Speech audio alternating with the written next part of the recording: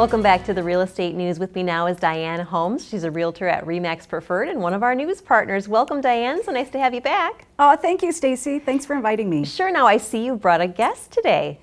I did. Well, again, I'm Diane Holmes with RE/MAX, and I work with buyers and sellers, and I have for over 25 years and sold over 1,000 homes.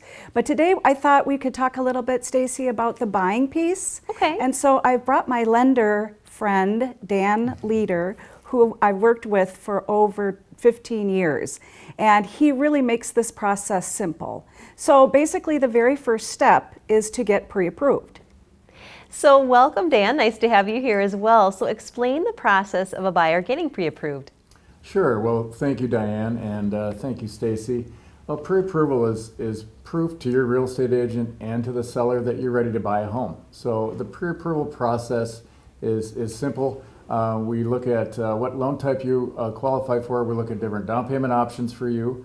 Then we're going to talk about your credit. We're going to look at do you need to restructure any debt before you are ready to buy. More importantly, we look to make sure there are no errors on your credit report so that we have time to fix those before you make your offer.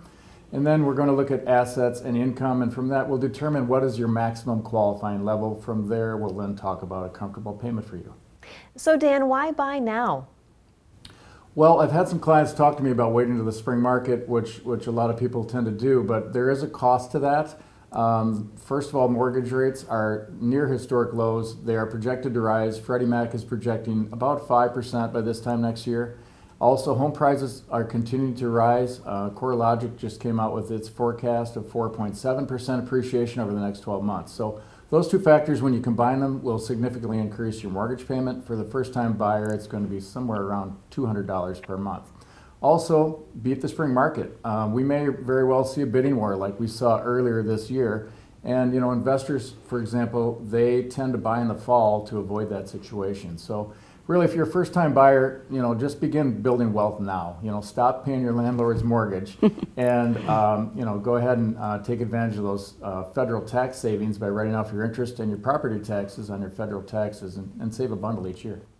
Now, Diane, getting back to you, you have a one-stop process. Can you tell us how that works? Oh, yeah, Stacy. So it's a very simple process. The buyer comes into my office and meets with both Dan and I, and Dan will go through the pre-approval process. And once that's completed, I will sit down with the buyer, since we have the price range, and we'll go over the different styles of home, area, amenities, and that type of thing.